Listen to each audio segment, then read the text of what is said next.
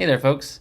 This is a bit of an unusual video, but not surprising to me because it's just a video I've been needing to do for a long time because pretty much weekly, oftentimes multiple times, I get tapped via Facebook messages and Instagram and email for folks asking for advice on areas to retire if they're particularly fond of kokanee fishing. Where would I recommend? And this topic actually makes a lot of sense given my audience. My subscribership is over 60% of them are age 45 or greater.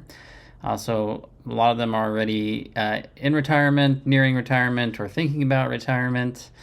So yeah, today I thought I'd go over just sort of a back of the envelope list of my top 6 picks with one honorable mention for areas to retire if you're really fond of kokanee fishing. But I'm also going to talk a little bit about some of the other fishing opportunities in those areas. But I'm also going to reflect on the cost of living there, especially real estate, access to healthcare, some of the tax laws that might apply to you, especially in retirement, the communities in general, and the climate as well.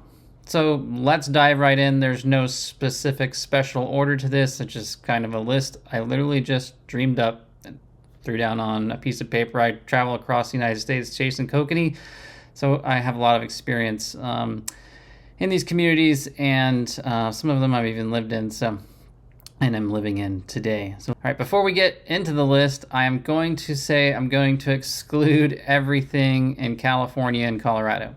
It's not because those places don't have exceptional kokanee fishing. It's just that those states are either overpopulated, the real estate market is so bloated, it's insane, or there's just too many people there, or it's too expensive. So I'm excluding those. They both have really excellent kokanee fisheries, and if you live there already, it's probably good to just stay there, or you can move somewhere else and your money will go a lot further. But not a lot of people are going to be moving from Wyoming to California for retirement, even though I actually think California is a really wonderful state to live in. It has great fisheries, and the people there are actually very nice. Every time I go there, I love it. All right, let's get started here. So the first place is going to be La Pine, Oregon. I'm going to put up a map here. I'll mark the location I'm talking about in yellow, and then all of the outlying kokanee fisheries with red markers. La Pine has a crazy number of kokanee fisheries within an hour and a half, and that's pretty key if you're looking at somewhere to retire to, if you really are fond of kokanee fishing, because kokanee fisheries cycle up and down, so you want to have multiple lakes nearby, because odds are some of those lakes are going to be cycling down. Average retirement age in the United States is 64, and the average lifespan for a male, which is the bulk of my viewership, is like 76. So at best, you've got like 10 years of fishing. You probably won't be fishing that whole time. Something medically is going to happen to you that's going to curtail your ability to get out on the water. So reasonably, that first 5 years are probably the most important. So you want to have some kokanee fishing options in those first few years of retirement to take advantage of. So the more kokanee fisheries within an hour and a half, the better.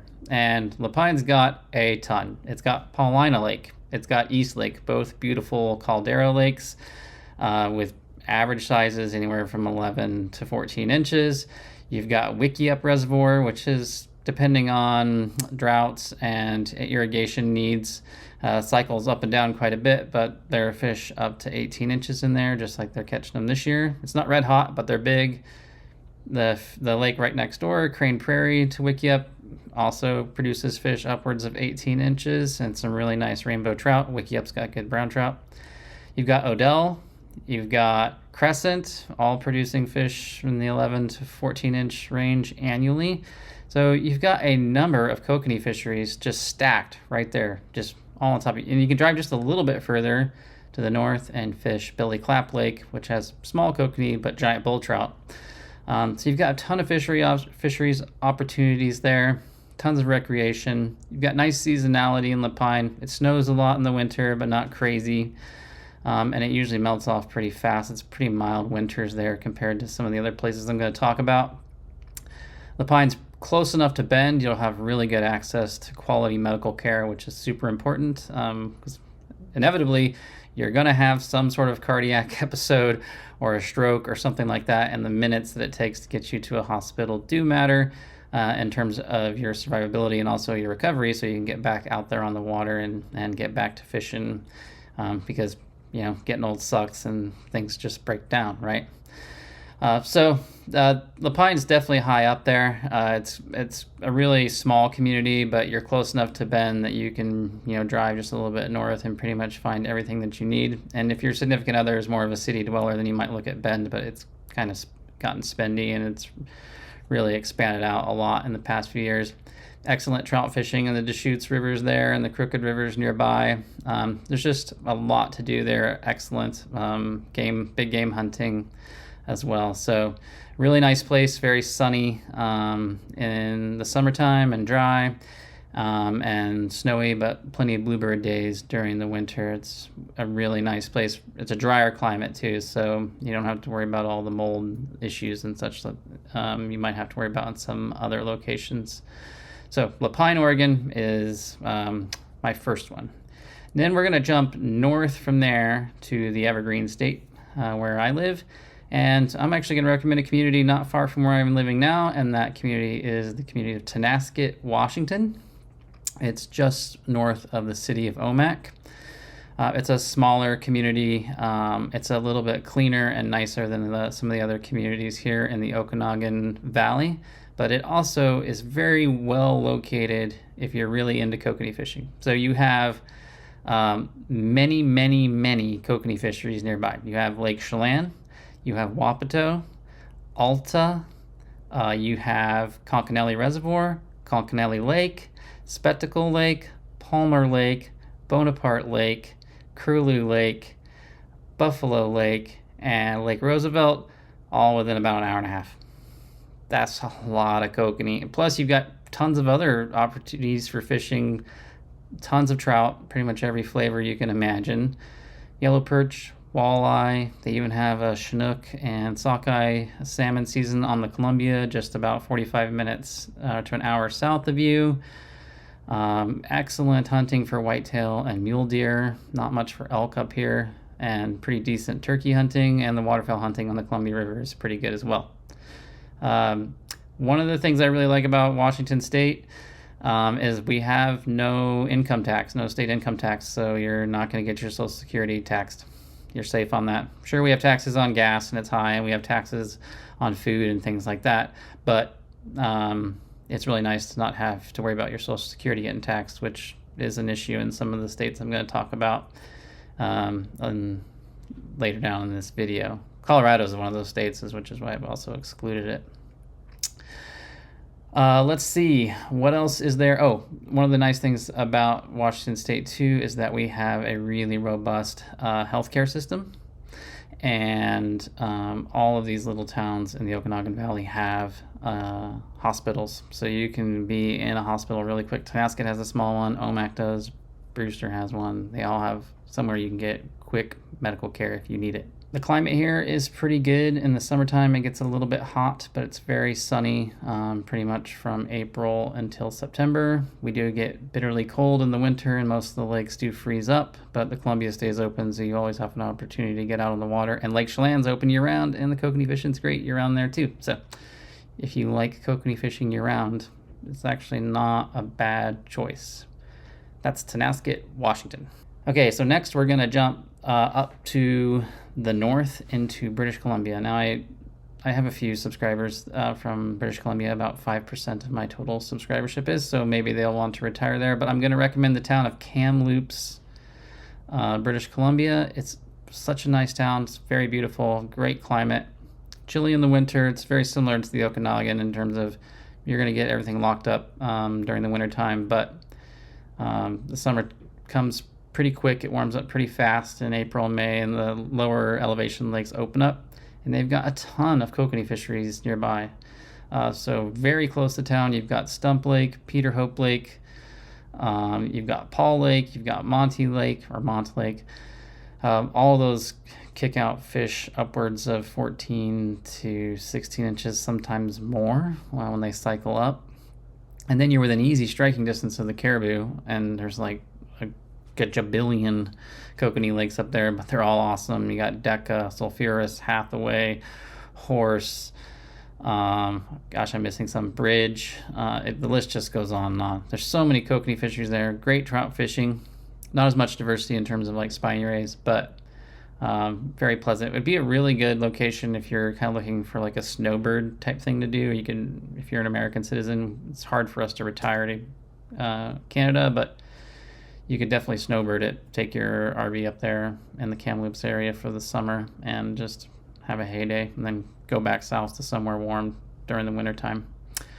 I'm not sure about medical care for Americans in Canada, so that's something you'd have to research yourself. But the town of Kamloops is really wonderful. Canadians are very friendly people. I enjoy going up there every time I go there. I love it. So it's just a really nice place to be.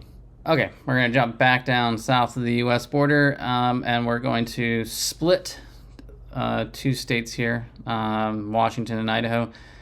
If you're not a fan or don't enjoy the idea of living in Washington state for political reasons, then you could live in Post Falls, Idaho. But if you like Washington and it's no state income tax and it's in better healthcare systems than Idaho, then you could stay in Liberty Lake. They're right on the border, right next to each other. This is the northeastern part of Washington or North Idaho Panhandle. It's a great location if you love kokanee fishing because you've got Hayden, Pend Oreille, and Coeur d'Alene right on your doorstep in North Idaho. Those lakes generally produce, at least Coeur d'Alene and Pend Oreille are smaller kokanee, but Hayden's usually a consistent producer of good-sized fish.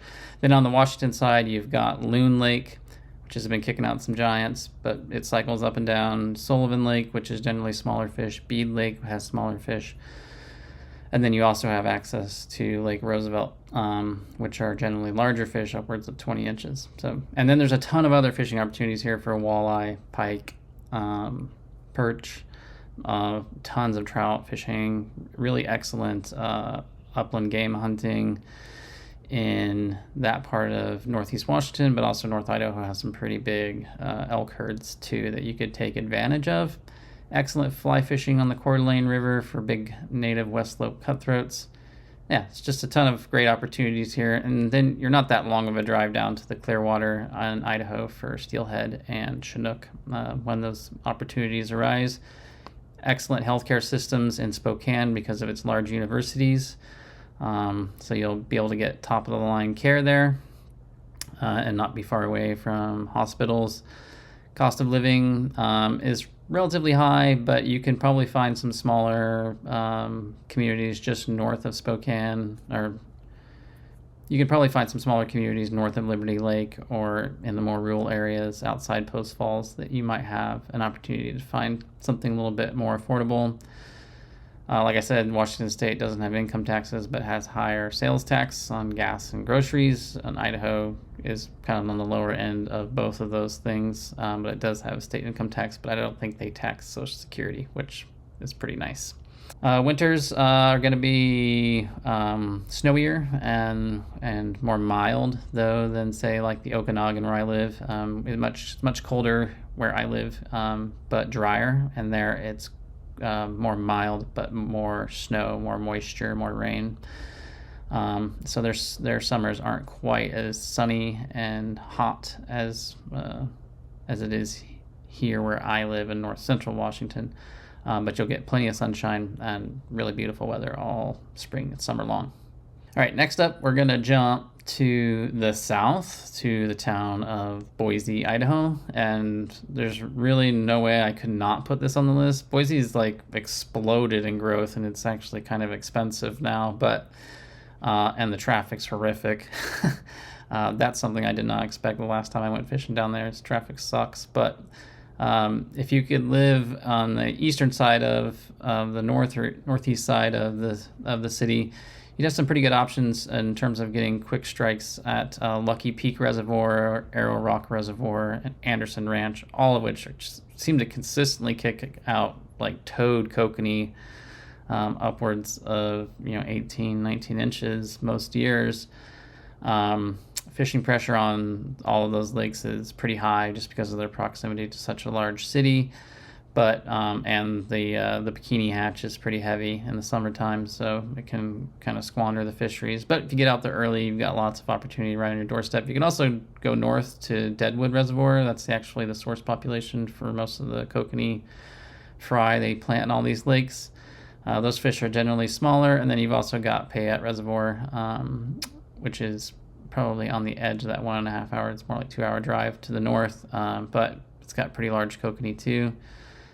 You got other options in terms of like really good rainbow trout, trophy yellow perch fisheries, decent bass fisheries, and there's hunting, but because of its proximity to a big city, it's going to be very crowded. So you'll probably end up driving a little bit further away if you're trying to get some better hunting where it's less pressured. And finally, because Boise's a huge city and it has university hospitals, it's got tons of medical care, so you'll probably be pretty good on that front. And like I said, tax burden in Idaho is relatively low compared to the national average, both sales and income taxes, so you should be pretty good. All right, now we're getting towards sort of the bottom of the list. The last one on my list of recommendations is Pinedale, Wyoming. It's really small community sitting right on the end of the south end of the Wind River Range in Wyoming. So it's a very beautiful location. Fremont Lake right outside town is one of the major source populations for kokanee stocking programs in the state of Wyoming. And you've also got New Fork Lake there, which has kokanee. And I think some of the other smaller lakes, there's a bunch of lakes all stacked along the south edge of the Wind River Range. So a lot of those support kokanee and have Mackinac as well. You don't have to drive very far south too to get to Fontenelle, which is one of my favorite reservoirs for kokanee fishing. It has big fish, upwards of 20 inches, and they're mostly near surface most of the year, so they're really fun to long line and smash these giant kokanee near surface. And then for easy overnight trips, you could go to Alcova or Flaming Gorge, which are all within about 3 hours. Both of those lakes are known for really big kokanee. Flaming Gorge is purportedly cycling down, but I mean, there's still big fish in there. Like they're bummed. Those people are bummed out when their like fish averages 17 inches. They want everything to be 22. I think they're spoiled, but anyways, I still find the fishing in Flaming Gorge to just be spectacular compared to 90% of the kokanee fisheries in the United States, plus the scenery is just astounding. So you've got 5 really good kokanee fisheries right on your doorstep. Pinedale is kind of a smaller, isolated community, and unfortunately during the pandemic, it seems like everybody from Jackson Hole decided to move down there, so now the price of real estate is kind of stupid for what it is, and you are a little bit far from medical care. Because it's just a really isolated community, and the winter weather is horrible. It's very, very bitterly cold, a very long winter. So maybe snowbird it or something, just spend the summers there and then go somewhere else during the winter time. That's a little more mild and nice. So that's kind of why it's at the bottom of my list. And then the last one I'm going to say is just an honorable mention, and that is Heber City, Utah. It doesn't have a ton of kokanee fisheries nearby. It just has Jordanelle and Strawberry, which are both really good kokanee fisheries. Strawberry is, I'd say, far better than Jordanelle. But they also have tons of other fisheries opportunities nearby with wipers and walleye and bass and really nice cutthroat trout fisheries. Plus the stream fishing there is really good. Also, I just find a lot of cities in Utah to be a lot nicer than other larger cities in the rest of the United States. They're cleaner. People are nicer. I really liked Heber. It looked really pretty. It reminded me of Gunnison, where I went to my undergrad. But the only bummer is that I would say that hunting in Utah isn't as what it used to be. Their point system is really screwy, and it's harder to draw a tag. It's also incredibly expensive in Heber because of its proximity to Park City, Utah, which is a big ski resort. Like, cost of living there, I think, is almost akin to like San Diego, California, which is just nuts. But there's some smaller communities outside Heber that you might be able to lock into. And also they tax your Social Security wages, so ouch. And if you're dependent on those for your day-to-day retirement, then that might be just a little bit too much. But it is a really nice place, if you could afford to live there. It has a lot of benefits. So, all right, that does it for my 6 and 1 honorable mention for places to retire for kokanee anglers. If you have any questions or comments, let me know in the comment section below, and I'll see you next time. Just remember, fish smarter, not harder.